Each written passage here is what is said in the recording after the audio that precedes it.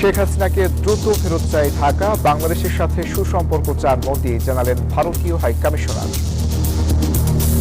আমরা আশা করি ভারত এই ব্যাপারে পজিটিভ বিষয় রাষ্ট্রের একটি স্তম্ভতার প্রতি দৃষ্টি দেখিয়েছে এবং সেই কাজটি ভারত সরকার করতে দিয়েছে। আমার প্রধানমন্ত্রীও আমাকে সবসময় এইটা বলেছে যে সম্পর্ক ভালো থাকা বিশেষ দরকার। আমি তো ধৈর্য নিয়ে বাবা, আমি কিভাবে চলবো রে বাবা। রিয়াদে নিহত 16 বাংলাদেশি পরিবারের শোকের মাধ্যম, মরদেহ দ্রুত দেশে আনার দাবি, পাশে থাকার আশ্বাস পররাষ্ট্র মন্ত্রণালয়ের। স্বাগত প্রবাসের সংবাদে, সঙ্গে আছি শাহরিয়ার অঙ্কুর। দেখছিলেন বিআরবি কেবল সংবাদ শিরোনাম। শেখ হাসিনাকে বাংলাদেশে প্রত্যর্পণ প্রক্রিয়া ত্বরান্বিত করতে ভারতের প্রতি অনুরোধ জানিয়েছেন প্রধানমন্ত্রী তারেক রহমান। সাথে শহীদ ওসমান হাদির খুনিদের দ্রুত ফেরত পাঠানোর তাগিদ দিয়েছেন তিনি।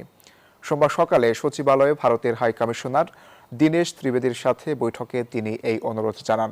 ভারতের হাই কমিশনার জানান, নরেন্দ্র মোদী বাংলাদেশের সাথে সুসম্পর্ক চান। দীনেশ ত্রিবেদী আরও বলেন, মোদী মনে করেন আলোচনার মাধ্যমে দুদেশের যে কোনো সমস্যার সমাধান সম্ভব।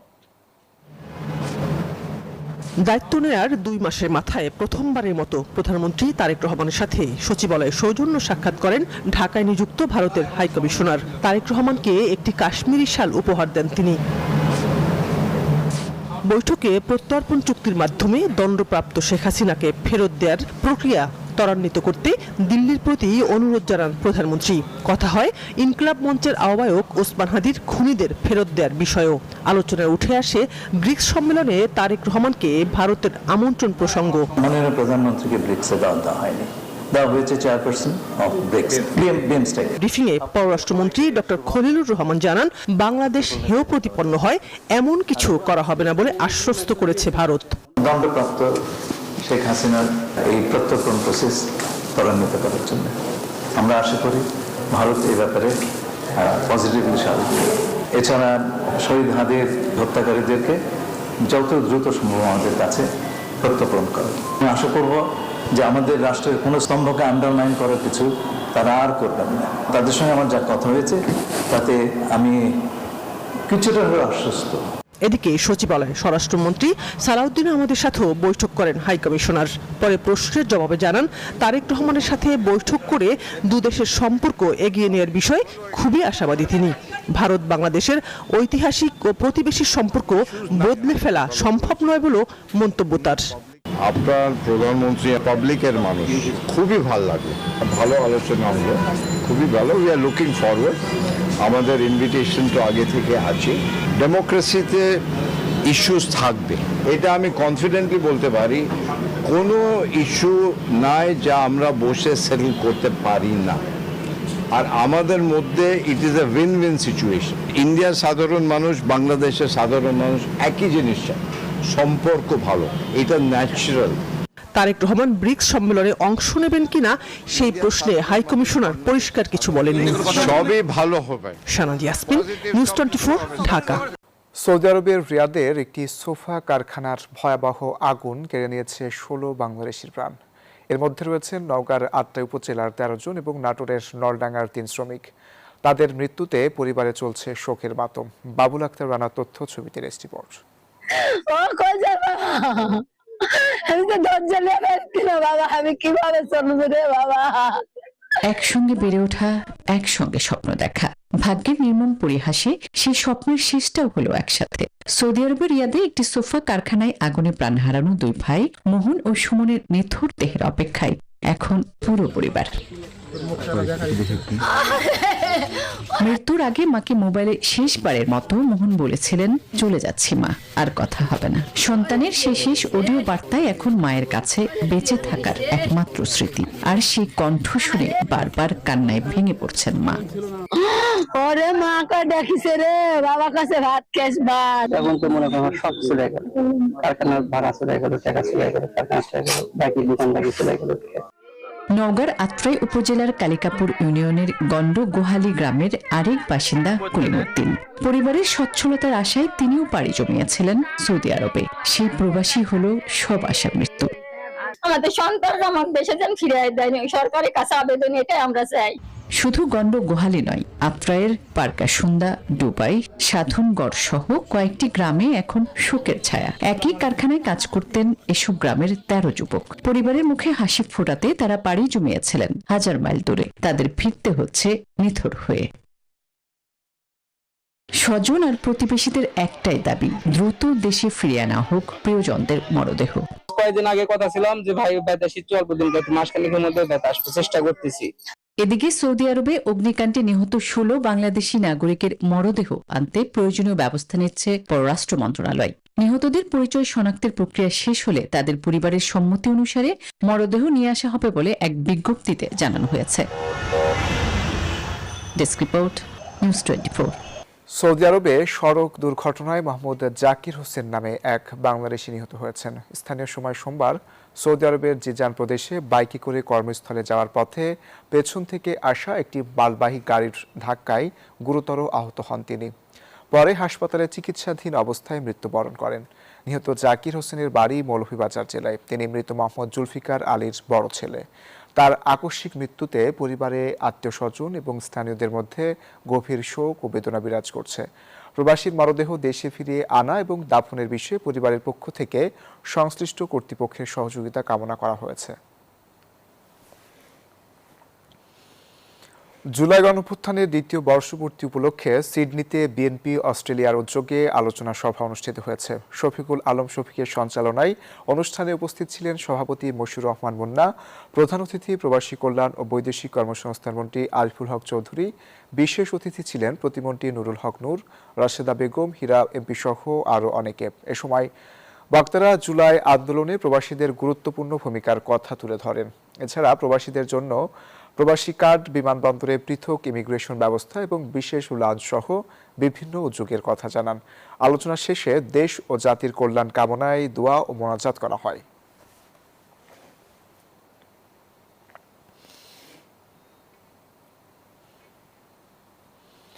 যুক্তরাষ্ট্রের মিশিগানে জমজমাট আয়োজনে পালন করা হয়েছে আম কাঁঠালিয়া উৎসব।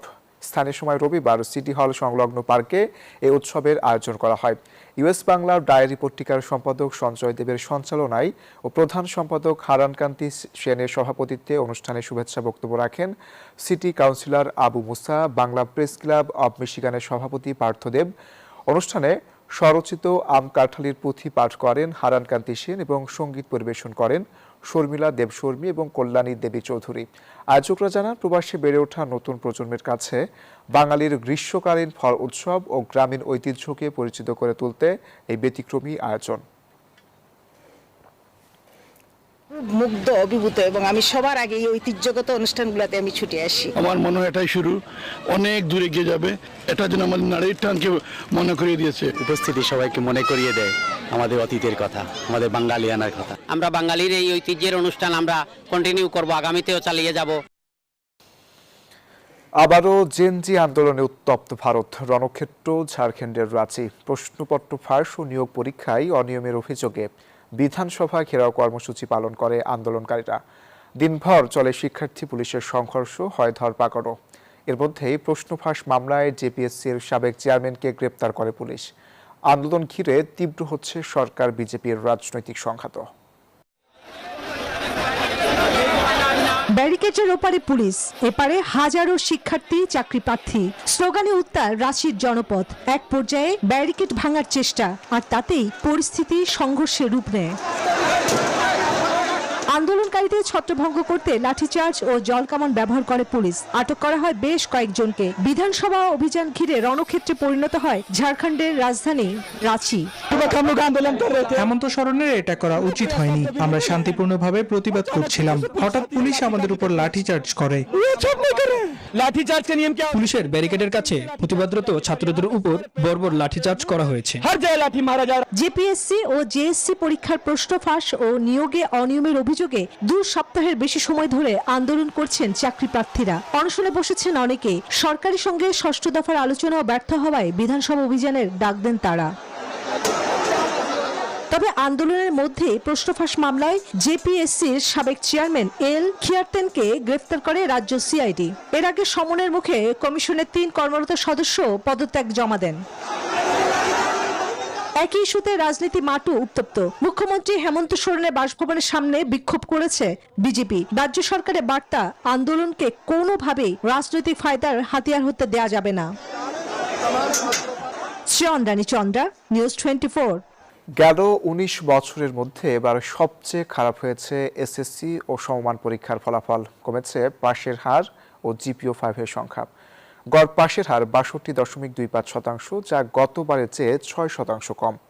ফল বিপর্যয় হয়েছে মাদ্রাসা ও কারিগরি বোর্ডেও। একজনও পাশ করেনি ৩১২ প্রতিষ্ঠানে। পরীক্ষার খাতার প্রকৃত মূল্যায়নে এমন ফলাফল বলে জানান শিক্ষামন্ত্রী। প্রাকৃতিক দুর্যোগের কারণে গত প্রায় 2 দশকের মধ্যে দেরি করে অর্থাৎ 82 দিনে দেয়া হলো এসএসসির ফলাফল। আর 19 বছর পর সবচেয়ে খারাপ ফল পেল এইচএসসির শিক্ষার্থীরা। এবার পাশের হার গতবারের চেয়েও 6% কম। 18,29,000 পরীক্ষার্থীর মধ্যে ফেল করেছে প্রায় 7 লাখ। গড় পাশের হার 62.25। কমেছে জিপিএ-5 এর সংখ্যাও। গত বছর জিপিএ-5 পেয়েছিল 1,39,000, এবার পেয়েছে 1,16,000। ফলাফলে এবারও এগিয়ে ছাত্রীরা। সাধারণ বোর্ড ভিত্তিক ফলাফলে সবচেয়ে ভালো করেছে ঢাকা। গড় পাশের হার 71.63%। আর সবচেয়ে খারাপ ফল ময়মনসিংহের। পাশের হার 57.39%। মাদ্রাসা ও কারিগরি বোর্ডেও ফল বিপর্যয়। পাশের হার যথাক্রমে 55 ও 58%। 30,000-এর বেশি প্রতিষ্ঠানের মধ্যে শতভাগ পাশ করেছে 669টি।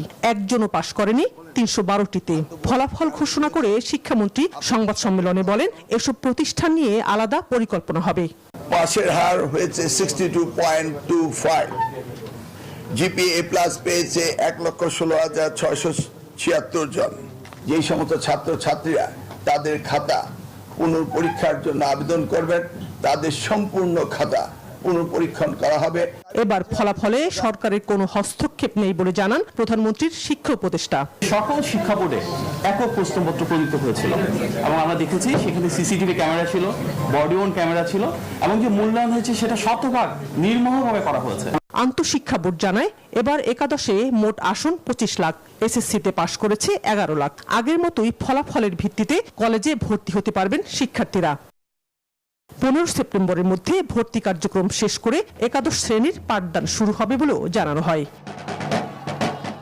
শানাজি ইয়াসমিন, নিউজ 24, ঢাকা। এসএসসি ও সমমানের পরীক্ষার ফল প্রকাশের পরে উচ্ছ্বাসে মেতে ওঠে শিক্ষার্থীরা। রাজধানীর বিভিন্ন শিক্ষা প্রতিষ্ঠানের আঙিনায় ছিল আনন্দ, কান্না আর স্বপ্ন পূরণের মুহূর্ত।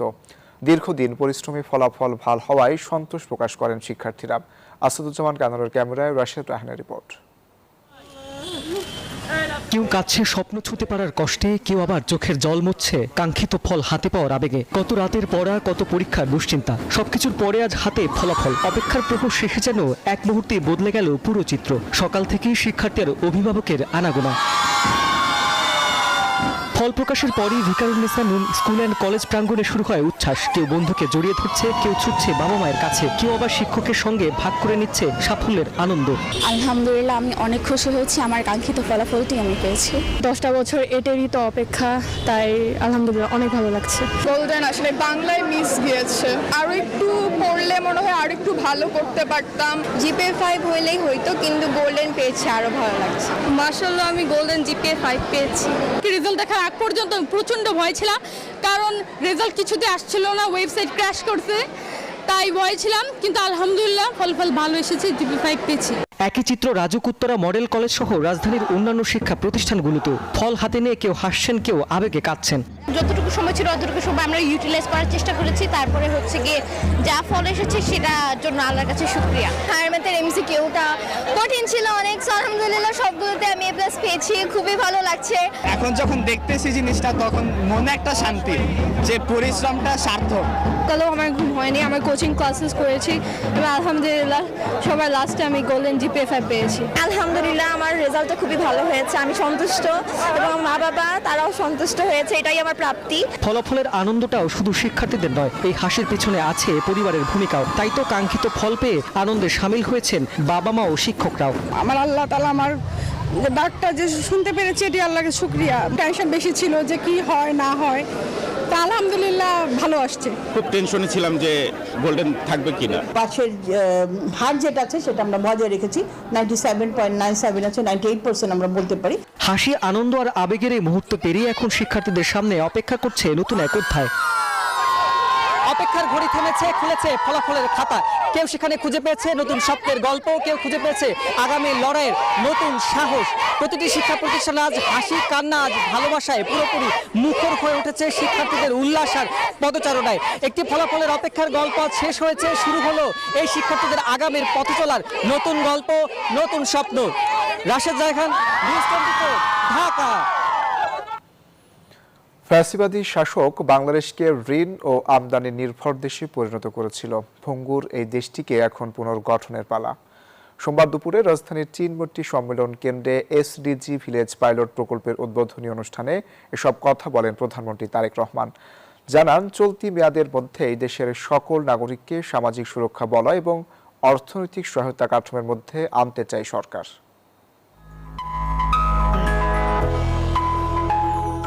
উন্নয়নের সুফল যেন পৌঁছে যায় প্রত্যন্ত জনপদেও, এই লক্ষ্যেই নতুন ভাবনা এসডিজি ভিলেজ। জাতিসংঘের 17টি টেকসই উন্নয়ন লক্ষ্যের সঙ্গে মিল রেখেই সাজানো হচ্ছে গ্রামের উন্নয়ন পরিকল্পনা।